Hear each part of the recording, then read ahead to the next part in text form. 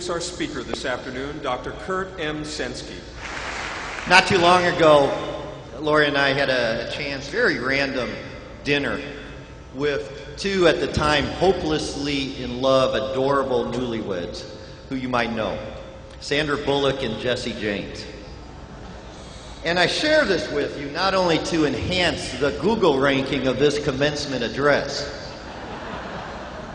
but more important, to lift up just one cultural reference point that is indicative of the self-indulged, egocentric, values-free world in which you and I struggle to live and find meaning in.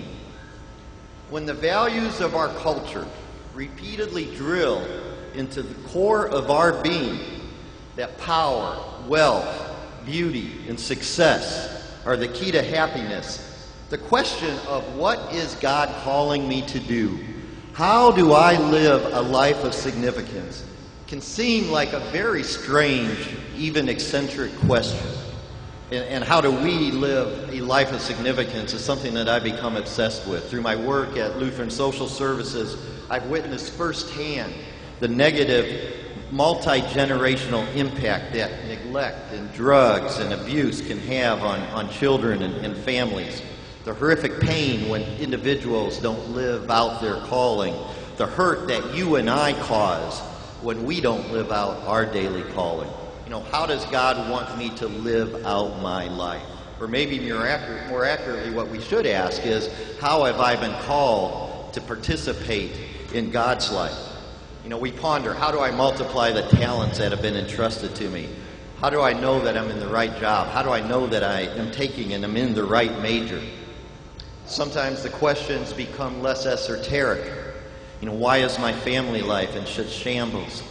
You know, how do I pay the bills at the end of the month? How come I keep messing up? And daily, we're painfully reminded that we are, in the words of Martin Luther, both sinner and saint. You know, to paraphrase Plato, we're like a charioteer trying to control two headstrong horses, each wanting to head in a different direction. It's interesting because in many ways, you and I live in an amazing time. You know, most of us possess the health, the wealth, and the freedom that those before us could never imagine. You know, we have the freedom to decide who and what we want to worship. Some of us will worship status and money and will never have enough.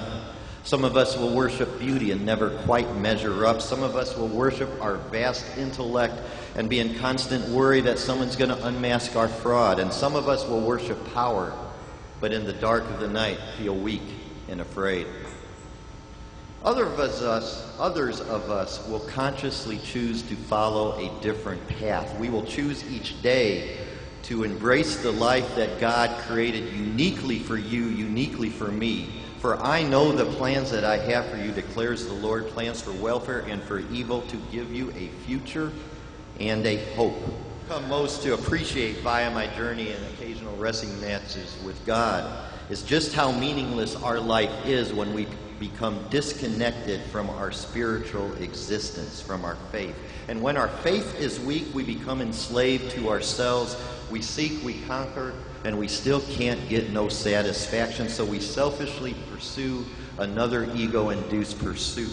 And when our faith is weak, we begin to despise the daily activities of our pathetic life, the traffic jams, the laundry, the inconsiderate boss, the senseless homework assignments, the diapers, the meaningless workplace tasks, the broken relationships, and the little aches and pains that dominate our waking moments. And our life goes on autopilot, becoming this mishmash of seemingly meaningless, repetitive tasks. We experience the uncaring societal forces that prevent us from acquiring what is rightly ours. And we experience a life that is not significant by any stretch of the imagination. And we wonder, am I living the life that I was called to live? And deep down, we know that we are not. The good news is that as we seek to discover, as you as graduates of the Valparaiso University class of 2010, discover and live out the life in which you were called to live, this is where you and I have an advantage. As Christians, as students, professors, and supporters of this values-infused, Christ-based university, we come to the starting line with a head start. When our relationship with God is strong, we intuitively understand that it is our faith that influences the intensity of our daily living. It allows us to look beyond our ego. It compels us to go beyond ourselves in ways in which no other energy can. It's the force of what we do, and it defines who, why, and who we are, and it provides our life with worth and meaning. And what makes this so cool is that when Christ is at the center of our life, with us secure in the knowledge that our story will eternally never end, the pressure is off. We no longer are constrained to become merely successful in this life. Instead, we have the privilege of being called to be faithful. We have the opportunity to be significant, and it no longer matters what we do. What matters is how we live our life. From my perspective, living a life of significance is at its core pretty straightforward. This type of life is, in essence, a spiritual undertaking in which we consciously reject becoming a slave to our ego.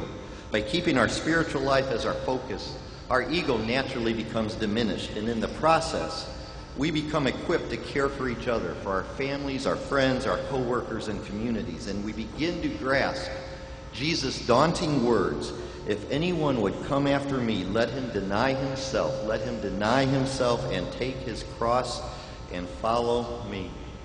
We understand that significance comes from preferring others over oneself. We discover anew how to care for each other, how to sacrifice for each other. We gain deep satisfaction doing this in a myriad of unsexy ways, day in and day out, over and over, knowing that this is how we are to serve at this particular moment. Wearing the mask of God, we bring our spouse a cup of coffee. We help a roommate through a painful breakup. We build a well in Ethiopia. We care for an aging parent, write a new software program, teach a student, build a building, paint a picture, be a mentor, balance the books, and plant a garden.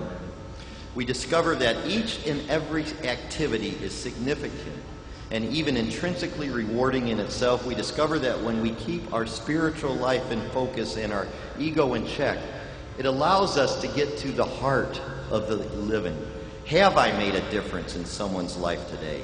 Will my children respect me for how I do my work? What impact on my community do I want to make today, this year, this decade? What are the ethical ramifications of the decisions at the office? And am I creating lasting value in God's kingdom? So it doesn't matter whether you're 21 or 71, as you continue on your journey, a new job, marriage, graduate school, living in a new community, or a continuation of your present-day responsibilities, I urge you to become bold in your faith and actions. I urge you to focus your passion and your talents on the needs of the world. You'll discover doors that magically open, chance meetings occur. You will become wiser and stronger than your wildest dreams.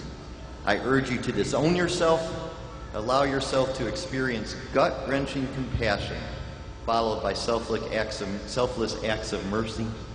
And I urge you to each day begin a new story, one of service, one marked by intensity and integrity, remembering that the only narrative that matters is how well you serve those which you encounter. And I urge you to enjoy each and every immediate experience, knowing that we are indeed both sinners and saints, broken and forgiven. And I urge you to focus intently on who God has placed in your path today, becoming totally immersed in your acts of service. And finally, I urge you to give daily to God the best of what you have to offer, knowing that living a life of significance is not a destination, it's a journey. So follow the road less traveled, follow Christ's calling in you. And in doing so, we realize that our work and our worship are mere images, our avodah.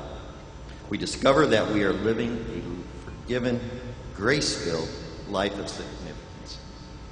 So thank you for inviting me on this special day with all of you. And I look forward to being your partner as we go forward and collectively serve the Lord and change the world. Thank you, and God bless.